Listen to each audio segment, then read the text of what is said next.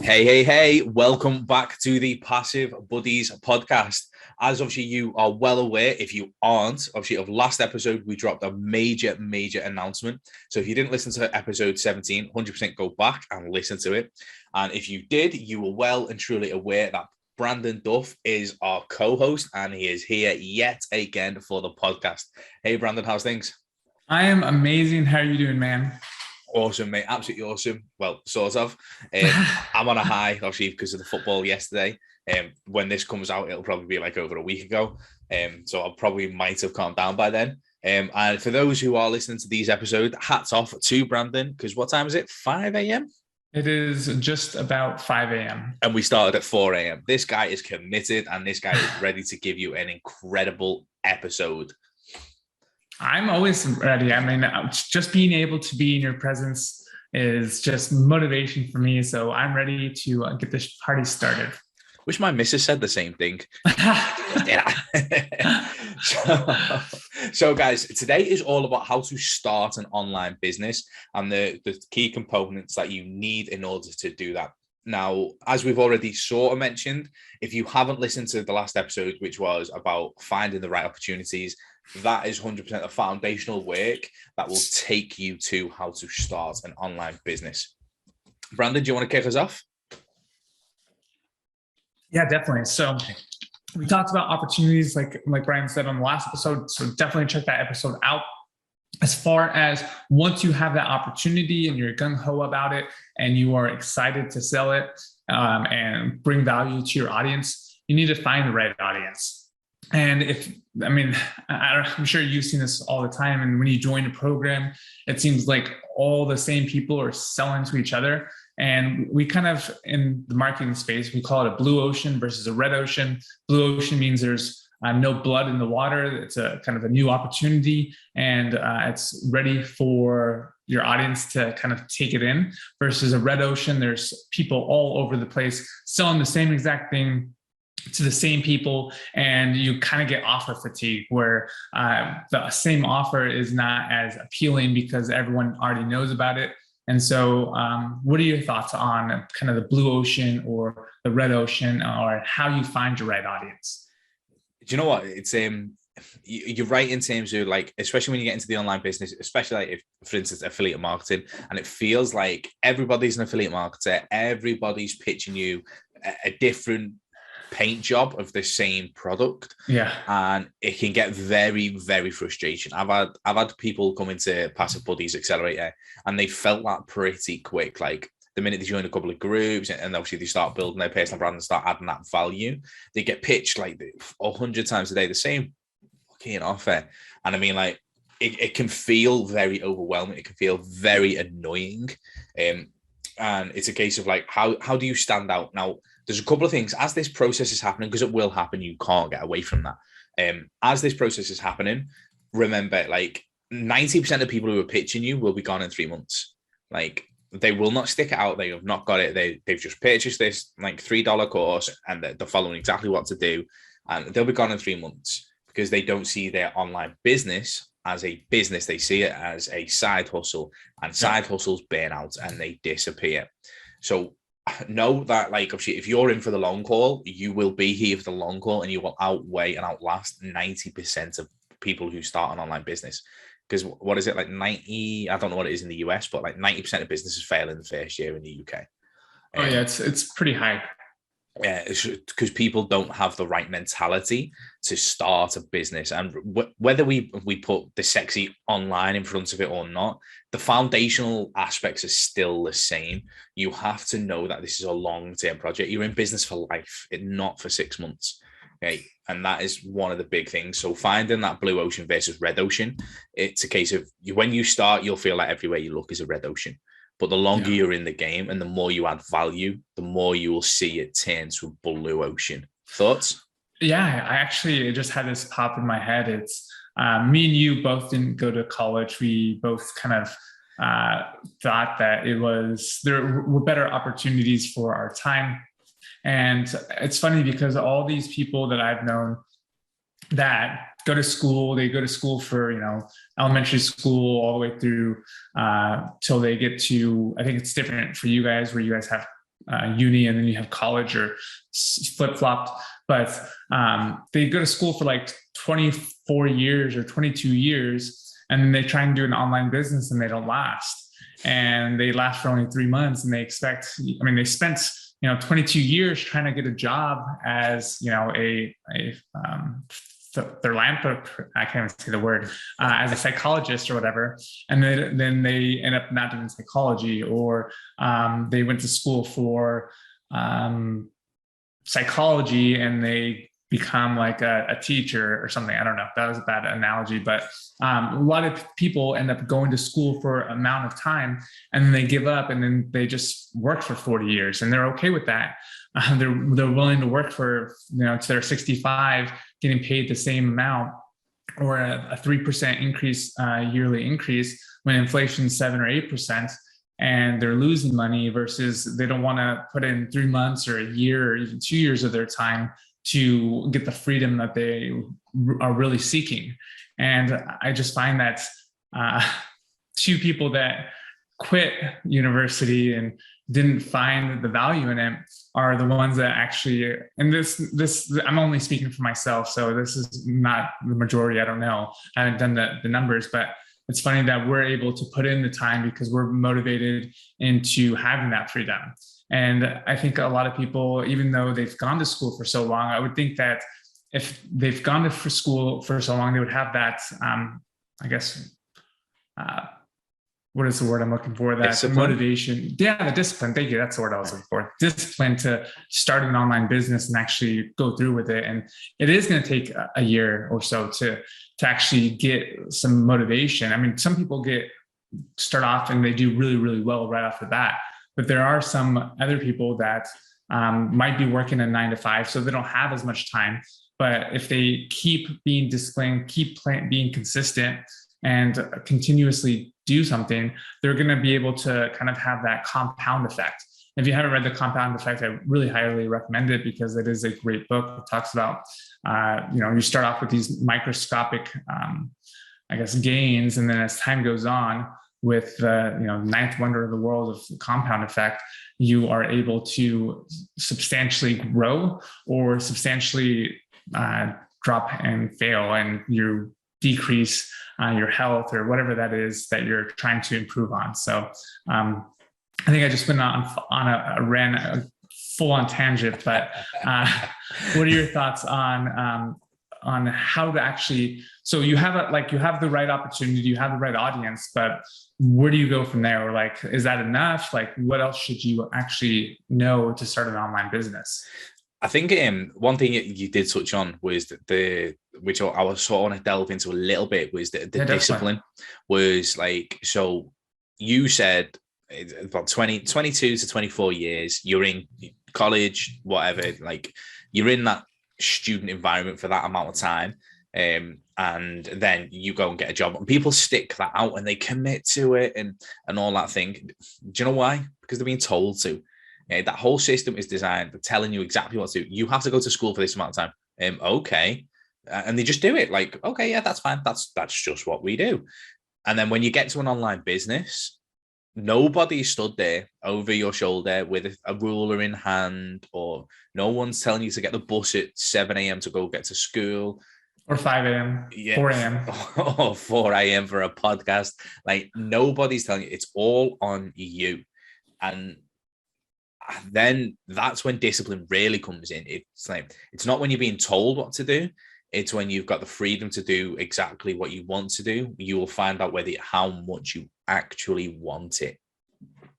Yeah, I think that's huge. I think that discipline is one of the one of the major skills you need in an online business, because there are going to be times where people aren't buying for a couple of days, a couple of weeks, and you have to be disciplined to, one, try something different and maybe not try, or try something to change it up. And you need to be disciplined to learn new skills on top of what you've already learned. And you need to be disciplined on continuously grinding every single day. If that's waking up 2 hours, everything extra to get that extra time in that other people aren't doing, because they are waking up at 8 a.m. and getting started and working for a few hours, and then, doing something else and getting sidetracked. You need to have discipline to actually put in the work every single day so that you can actually grow it to a passive buddies approved business, because you do want to grow it so that you can take yourself out of the business and you're working on the business instead of in the business. And that touches very nicely on, it says like you're gonna have to work hard as it starts, but then when you get to a certain point, like if you break it down into phases, it's like it's pre-validation, validation, leverage, and scale. Like as you go through that business and that business model, like eventually you're gonna have to get it to scale, because if you want to get out and if you want to put your feet up and if you want to sit by the pool throwing books in the pool, then you can do that if it's scalable. So it's how do you get that business into position where it can run without you? Like you are very, very good at getting in and getting out of a business. So what are your sort of like, right, this is how I get in, this is how I get out. How do you get that scalable model? Yeah, definitely. So when I was starting a software company, I don't know how to program at all. I've always loved HTML and CSS and JavaScript. And I know basic amounts, but I mean, I can develop a whole software. So I had to hire someone to do it for me. And so I took money from one business and I invested it into another. And that's kind of with the whole leverage thing. But taking that money and buying someone's time, a developer's time to create something for me, so I didn't have to learn the skills that were needed to learn how to do, Python. And I'm learning that right now because it seems fun. But, all the different, software languages that there are out there, it would take me years to do that. So I'd rather pay money to actually have someone develop that for me. And so from there, I grew it organically so that it was up to a certain point. And then from there, we ended up having affiliate marketers, running ads, selling our white label service to another company so they could actually sell it too. And that was monthly recurring. So we had all these different kind of levers that we could pull, that we could bring in multiple streams of income off of one product. Because I figured that, one, people wanted to use it, and then also people wanted to sell it. And we talked about that in episode 17, but also people wanted to put their own name on it too. And so we were able to kind of hit those different touch points where people were selling our product. People were selling it to their own audience with their own name on it, but we had all the kind of the contact information where we could see everything. And they were essentially growing our software for us, because now we had users that were someone else's audience, even though it was their name, but we had microtransactions within our software. So we were getting paid on top of that. So we had multiple ways within our software to make an income. And when people were white labeling it, and people still do, they are able to sell it to their own audience. But the microtransactions within our software was getting paid directly to us. So that was another way to create a passive income for us. And so from there, it's just now our software team handles it all. And now I'm fully into crypto. And now that's kind of off my plate. So I kind of bring this analogy up when I talk about real estate. Is when we were investing in real estate, when we got our first 2 rental properties, it was taking up a lot of time because it was outside. We were in California at the time, and the properties were in Nevada. So it was like a 4-hour drive to get there. And so I ended up hiring a property manager to manage everything. And it was 8% of the total rents. So a lot of people think that's a high fee. But for me, I figured 8% is well worth my time, where it's 100% off of my plate. So as soon as you can take a business, grow it to a certain point, you can offload it to someone who can take a percentage of the business and handle 100%. And you take, 92% of the business, obviously minus like taxes and all that other stuff. But the easiest way I find is find someone who you can grow with and then offload it to someone who's going to be able to manage it better than you are and can grow it, and they get a benefit of growing it too, because if the business is growing, then you're making more money. So I find that if you can just hire someone that's smarter than you, that in that industry, after you've grown it to a certain amount, then you're able to take that same money and just buy their time with the business versus kind of taking away your time. Yeah, so that's very much on the back end, isn't it? Like in terms of the leverage, that leverage is really important. Now, and whether it's leveraging other people's money, other people's skills, other people's time, that is your freedom ticket, isn't it? Understanding that word and understanding how to use it. But at the start, it's not that sort of simple, is it? Obviously, like you were lucky, for instance. Well, not lucky, but you were just class at what you do anyway. But like you had money. So let's look at your software company. You had money from other businesses, offline businesses, that you could use and put into this business. Now, if you're starting completely from fresh, like the only sort of assets you've got or cash flow you've got is your day job, then your income's probably your cash flow, your leverage money is a lot smaller, isn't it? So you have to take on more of that stuff yourself.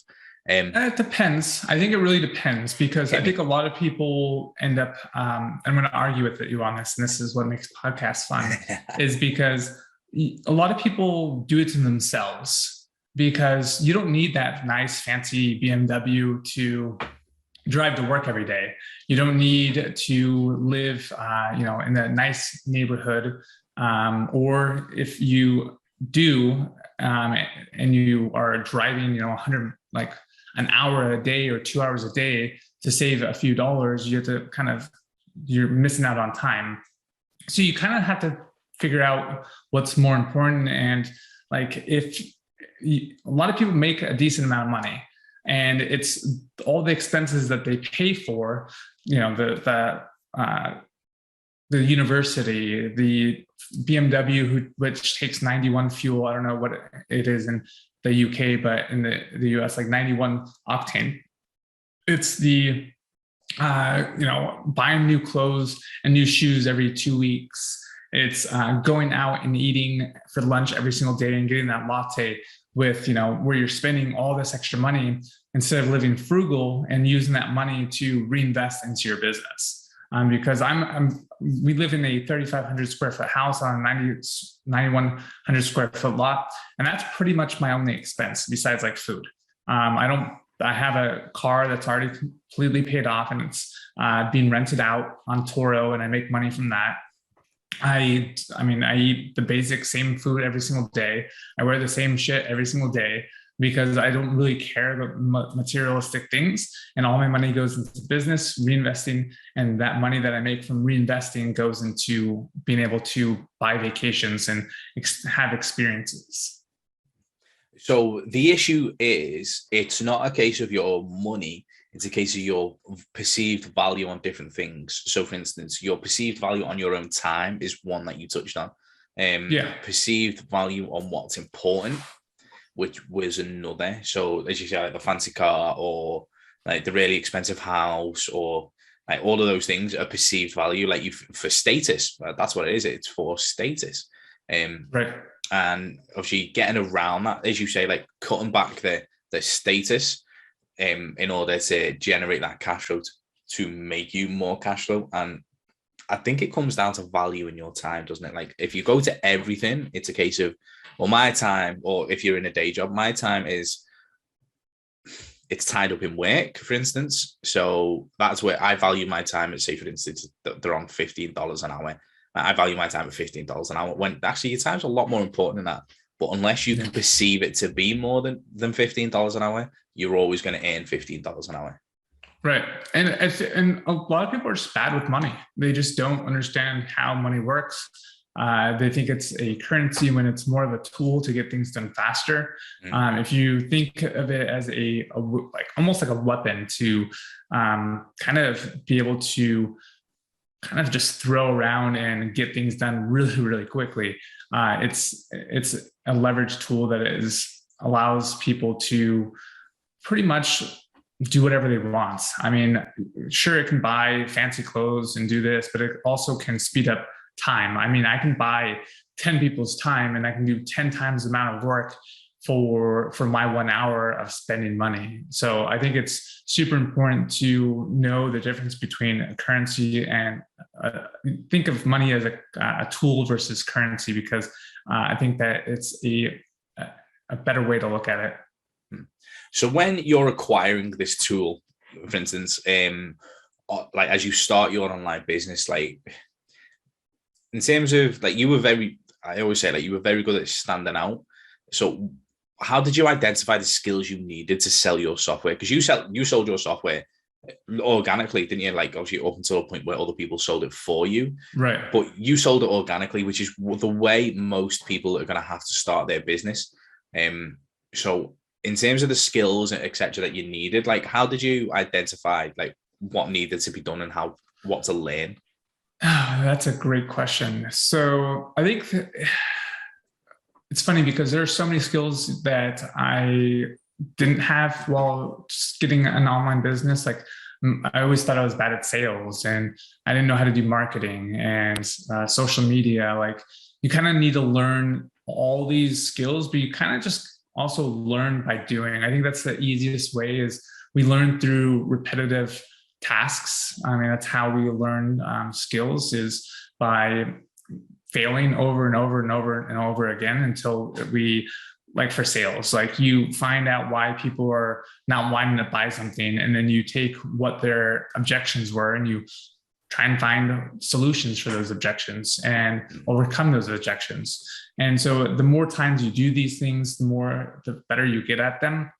And so like my software company, to kind of put it, I guess, in the right audience to kind of go back, I didn't know how to market, but I didn't know how to do ads, or I didn't know how to do organic correctly, but I did know that all these people were using all these different software. And so I kind of just put my software in front of them. And it was kind of like, hey, if you all use this, why not just, buy this one, because it's much cheaper. Yeah, because you're putting and again, we will go back to episode 17 about the right opportunity. If you have the right opportunity and you have conviction in it, it kind of just sells itself.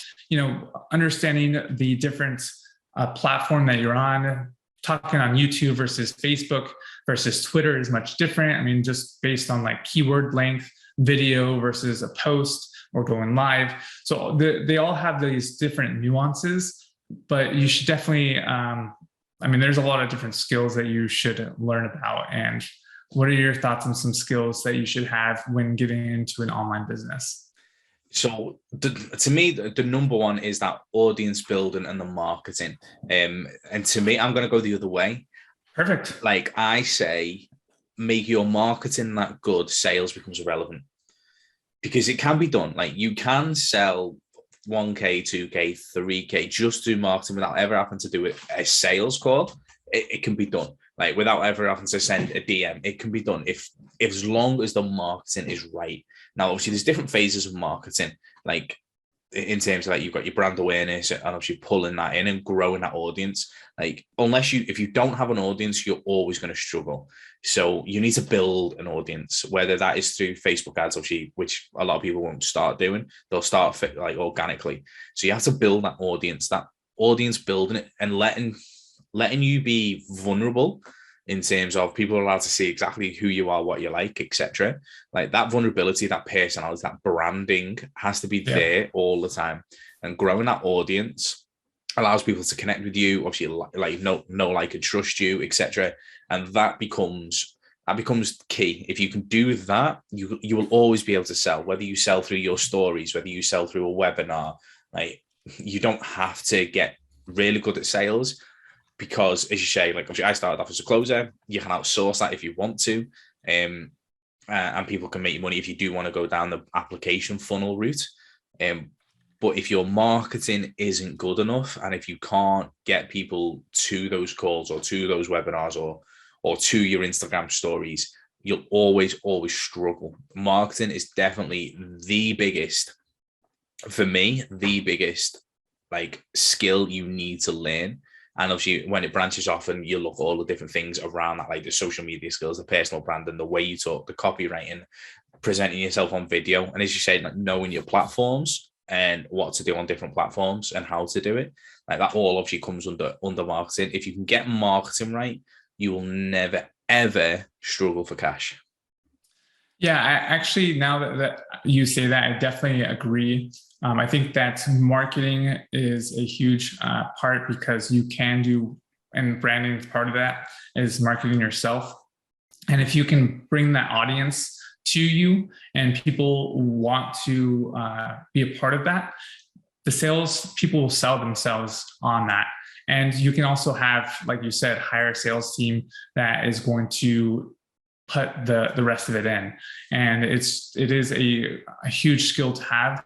And especially, like, say, affiliate marketing, we kind of talked about that in episode 17, where once you kind of create your own brand and people start following you, people will want to start selling your products for you, because they see the value in it and that it's helped them. So they want to help other people too. And it's kind of like this ripple effect in a way, where you help some amazing people, and then they start helping amazing people, and then it just keeps going on and on. That, as you say, like that impact that comes from it can only come from marketing. Like you, as you say, you can get rid of sales if you need to, but make your marketing that good, and that takes time, that takes practice, that takes testing. Testing is obviously the biggest thing you can do. Yes. Now, like for instance, like I remember like one stage, like you were changing, for instance, like your Facebook cover photo, like every week, or like just to test the hook, see which brings you more leads, see which brings you more emails, see which brings you more sales. Like having that ability to go, right, okay, so marketing is just testing. Just keep testing, make your notes, keep testing, see the results, and take a sheet and just keep pushing it forward. If you can get your marketing to a point like where obviously it's a killer marketing, like people are attracted to you, people like you, people want to buy from you. Like, it doesn't matter what you put out, no matter what you sell, like as long as you can provide value and you can solve a problem and people like you, all through marketing, you'll never ever struggle online.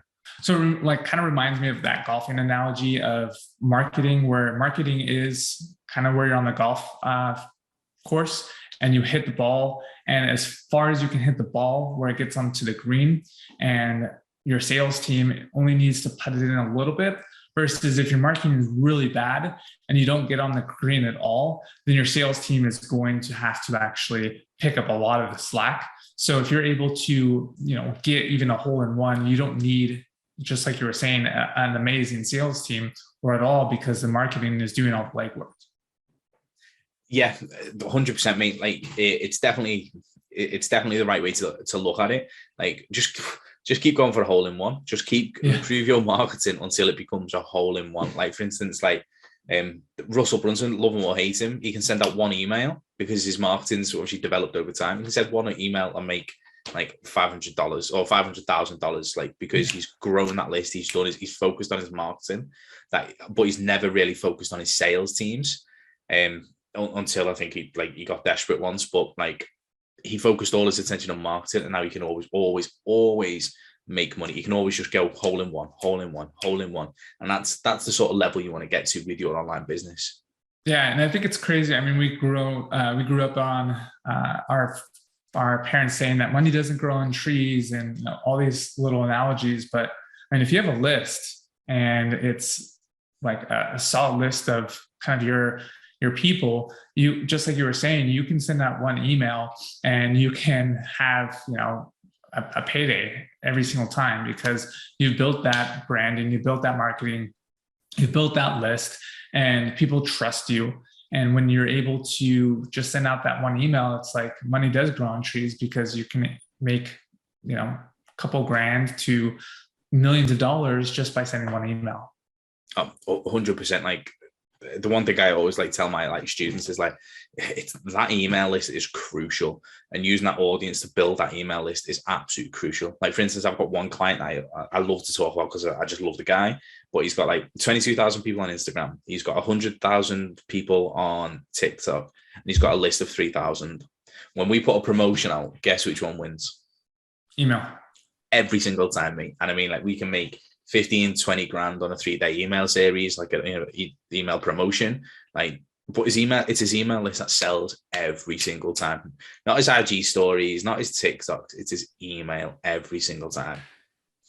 I believe it because I mean, I just see people on TikTok, not TikTok, but more like Instagram, like my wife, all they do is swipe. And it's not like they're really, I don't know if it's just a habit, but they're not really listening to what you're saying too much versus an email. It's like directly to them in a sense, especially when you can do things like put their name in it and do little keywords. But yeah, I think it's super important to have an email list because, like you said, just putting out a 3-day email sequence can bring you in tens of hundreds, if not thousands of hundreds of thousands of dollars. So it's super important to build your list because, you know, I was just locked out of Facebook. I couldn't send any messages. Oh, yeah, you're and so, yeah. So like if my Facebook like gets closed down from the Zuck, then, you know, I have no more access to that versus my email. Like Gmail's never going to shut down like my email account just because of, you know, whatever. It's pretty safe. And so we've had emails for, you know, 20, 30 years now, and Facebook is quote unquote relatively new and Twitter's relatively new. And just look at like the whole thing last year or maybe 2 years ago, where there was a whole thing where the United States wanted to shut down TikTok and not allow it in the country. And I think they do that in some other countries too. But yeah, I mean, your email is pretty safe and more people are going to open up their email than their DMs because it's flooded with pitches. Yeah, you make a valid point, don't you? Like, obviously, like TikTok's not allowed in certain countries. I know, like for instance, India, it's not allowed in India. Yeah. And like Facebook obviously shut you down the other day. You couldn't send any messages, so you couldn't make any money through DMs, which obviously I know you don't do anyway. But and was it like last year, Instagram and Facebook both shut down for like 24 hours? Yeah. And like content creators and people who make money online, because a lot of people devalue the email list, couldn't make any money that day. And then obviously then that has a knock-on effect. And whereas like I was sending emails, I'm making money, even when Facebook was shut down. I was like, winner. Yeah. So I think that to really start an online business, you need kind of just a few things. You need the right opportunity, you need the right audience, you need to know how to market yourself and talk about yourself and be confident in yourself. And I think you just need an email list. Yeah, use all these social platforms to build that email list. Use your IG stories to build your email list. Use your Facebook posts to build your email list. And then your email list will pay you for life. Yeah, I definitely agree on that. So, well, if you're just starting out, what do you recommend? Which platform should someone be on? Should they be on all of them? Should they be on just one and focus heavily on one? What are your thoughts? 2. I always say 2. And I used to say 1. I used to be one of these little advocates of like, just focus up, put all your energy on one platform. That's absolutely fantastic, but it's a hamster wheel platform. And so Facebook and Instagram is your short-term marketing strategy. Like it definitely is your short-term marketing strategy. You can use that to get your spikes. You can use that to get your instant gratification cash flow. And you can build an audience on there. But like, for instance, like a Facebook post, unless you manage the comments right, probably dies in about 4 hours. Like a YouTube video can make you leads and sales for years. Yeah. So you have to develop both. You can't ignore it. You have to use Facebook and build an audience on Facebook because that will bring you money faster. But that's hamster wheel marketing.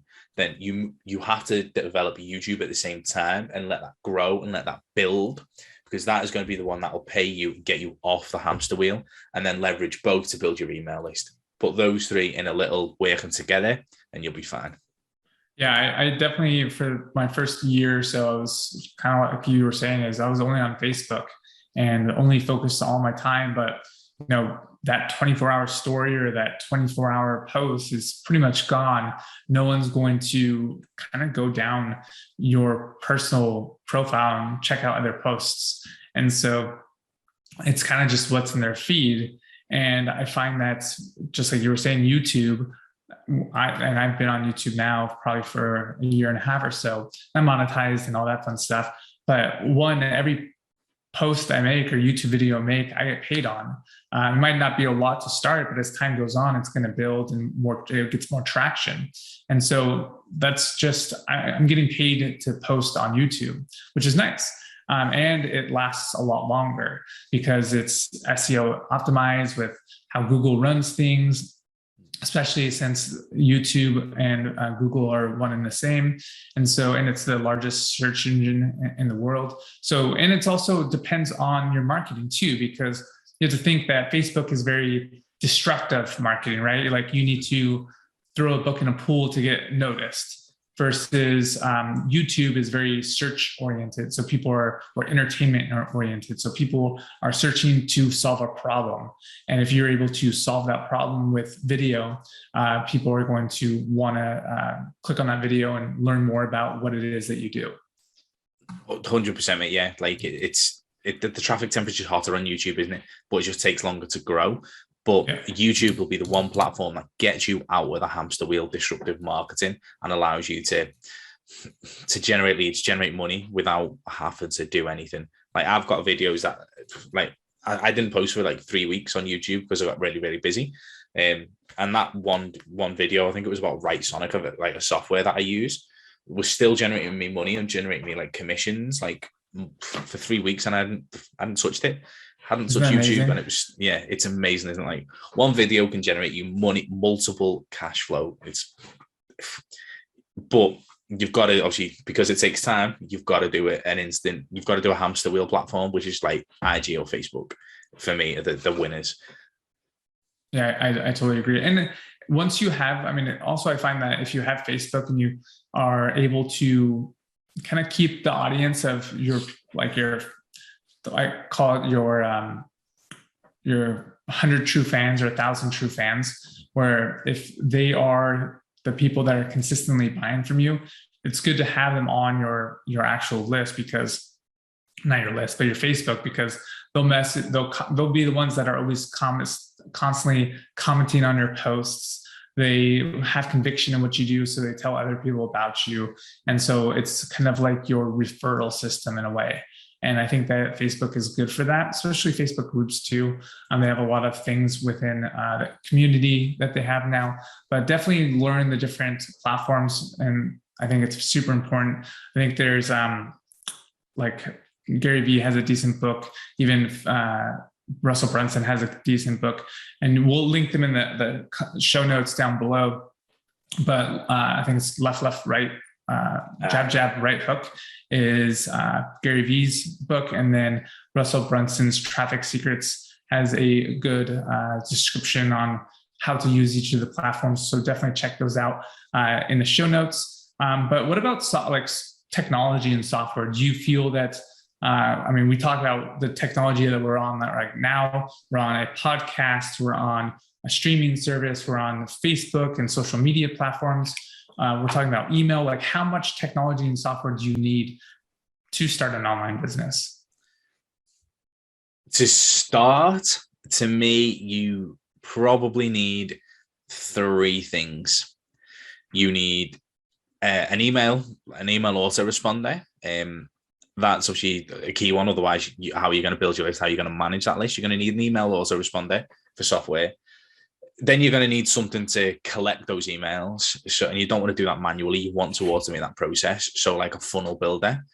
And then the final thing is Zoom, because you can do all your recording on Zoom, which means you can do your YouTube, you can do your Facebook lives, and that's it. They're just those 3 softwares. Zoom, you can go on for like free for 30, 40 minutes. So that's nothing huge, obviously, financially. And then a funnel builder, I've always recommended ClickFunnels, and then email autoresponder, I've always recommended ActiveCampaign.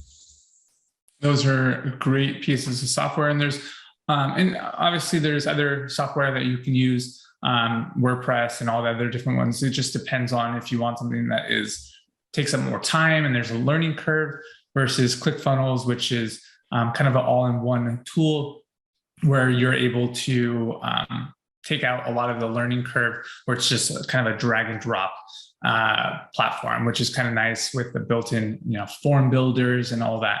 So it's important to know the tools that you are getting into, and it's important to understand how much your time is worth, because WordPress is free, but there is a learning curve to it, versus ClickFunnels, there is a cost, but it's a lot, I guess, easier to build out pages, because one, you can download pre-built ones that have been proven to be successful, versus kind of starting from scratch with WordPress, where you really can't import something that is already pre-done in a way. So both tools are very amazing. Like you said, with automation, being able to kind of build that warm audience where you're doing nurturing sequences and that sort of thing. And that's, again, goes back into why it's so important to learn marketing, because if you understand how marketing and psychology works, you can pretty much have all the marketing and material do all the selling for you too. Yeah, it's automating that back end, isn't it? Like, obviously, when you generate those leads, having those sequences, like automating that process. So, and leveraging, as we discussed, like leveraging the things that automate your business, so you don't have to do those things manually. Awesome. So 5 things you pretty much need in any kind of online business. You're nailing me from the last episode, aren't you? Yeah. So first thing, you need an audience. You need to build an audience. You need to learn how to build an audience. So like jump on Facebook, create a Facebook and build your audience. There's marketing strategies again behind that. So you need an audience there. You need a funnel builder. Like, you need to be building your own list. You need to give something away for free in order to build your list. You need that. Like, even for instance, if Facebook is, or you create a Facebook group and that's your lead magnet, like, build up your email list, which means you need an autoresponder. You need a funnel builder. You need Facebook. You need Zoom. I think that was 4. And you need to learn how to market. Perfect. And it's I think that runs it down for this episode on how to start an online business. You need the right opportunity. If you didn't listen to the last episode, you need the right audience. You need to know how to market yourself. You need to give away stuff for free, which goes into marketing. And you need the technology to automate your business so that you can buy back your time and go on vacation with Brian and his family on one of these amazing days. I don't think the missus would be happy about that. But yeah, come and visit England. It's never sunny and it's never warm. I've gone to the UK a few times. I went to the Eye last time. And it was kind of cool. But yeah, just like you were saying, it's like always kind of drizzly and wet and gross. Yeah. Yes, it is. Looking out the window. Yes, it is. So thank you, guys. Thank you so much for tuning into this episode. I know it's been a long one, but it's definitely been worth it. And we will see you on the next episode.